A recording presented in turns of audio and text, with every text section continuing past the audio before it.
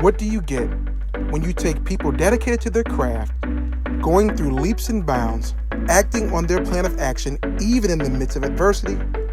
You get a heartfelt story so organic and becoming so genuine, which forces you to be a part of their moment, joining these experiences as if you were a part of them. These are stories of people, just like you and I, reflecting from within on how they've used adversity to catapult their lifestyle, their vision, and their goals to becoming successful. Here at the Stories to Savor Network, we welcome you to this wonderful, heartfelt show entitled Reflections from Inside.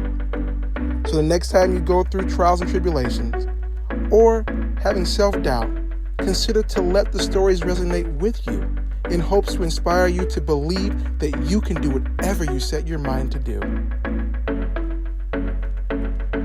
Welcome back. Joining me today is community activist and special education teacher at Oak Park and River Forest High School, Anthony Clark.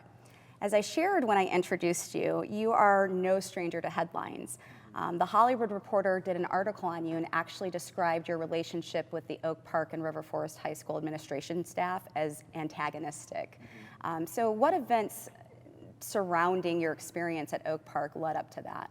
Definitely. And I think, first and foremost, it's interesting to kind of pinpoint that it doesn't necessarily take one event or multiple events to have that type of relationship. Sure. Because if we recognize that systems are broken, like our criminal justice system, like our educational system, if you have the type of mindset when you work within that system that you want to change it, right, you're automatically, going to create some tension. You're already going to create some antagonistic relationships within that system because you're pushing. You're pushing the envelope. You're rocking the boat, and I think it's interesting. I was just reading an article, Congresswoman Alexandria Ocasio-Cortez, she's an individual that's pushing the envelope, rocking the boat, and she stated that you're either collecting a check or you're rocking the boat. There's no gray area essentially. And, I've just always been an individual that you can't change the system completely working within the system. Right. Because the system does not want to change.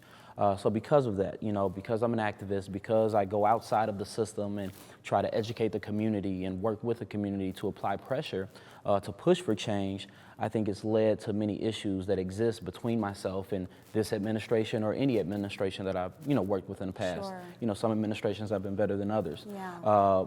But when you're more than a teacher, when you're more than an individual that just collects a check, yeah, I think you're going to run into that. Not everybody's going to be, a community activist or an organizer, but we have some teachers that do more than just clock in and clock out. They run programs, they run organizations, they build relationships with students and families, and that can be dangerous. Yes. So for myself, based upon the relationships I've built with students and built with families, we do a lot of organizing within the community, in regard to education on financial literacy, social literacy, how to find your voice and empower yourself. If you feel like you're in a class and your teacher's giving you unfair treatment, you feel marginalized, your voice is silenced, recognize that you have a platform. Okay.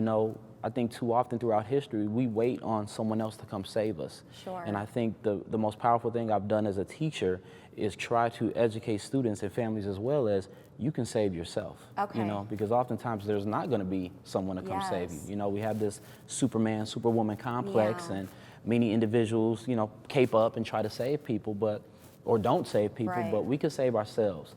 And because of that, there's a lot of issues at the school that exist.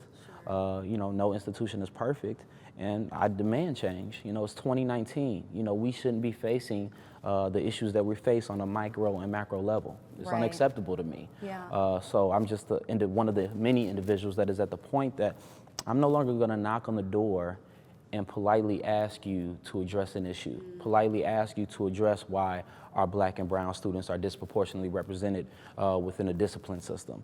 And you're very well known for that. Right, correct. So the Chicago Tribune did a write-up citing that Oak Park and River Forest High School is definitely a progressive school, but you guys have been in the headlines a little bit for some racial tension going on in the school with, I think, racial epithets on a shed, and then another story about some social media where a student, had blackface, and somehow that all came back to you. Can you tell us a little bit about that? The issues are systemic, but we live in a world that's big on identity. So they try to pinpoint and target someone to scapegoat. Yes. So if you're trying to push for change, instead of actually addressing the change that needs to be impacted, they pinpoint an individual and try to attack the individual. So I'm just one of the many individuals that I guess has a face in regards to, you know, trying to address racism, sexism, homophobia, so on and so forth. So they try to attack you so they don't have to address and attack the issue, if that makes sense. Right, it does. And it sounds like from these headlines, the community started to learn who you were. And eventually, they rallied behind you and nominated you to do what? Yes, a few years ago, based upon the work, you know, again, I don't believe in personal accolades, really. You know, it takes a village. We all work together. But I was nominated in 2016, and I became the runner-up for Village of the Year. And then in 2017, I was Village of the Year.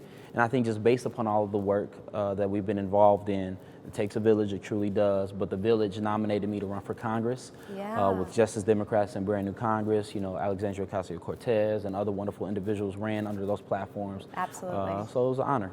We need to take a short break, but when we return, I'm going to ask Anthony about his bid to unseat 20-year incumbent Danny Davis in Illinois' 7th Congressional District, utilizing a progressive platform. When we return.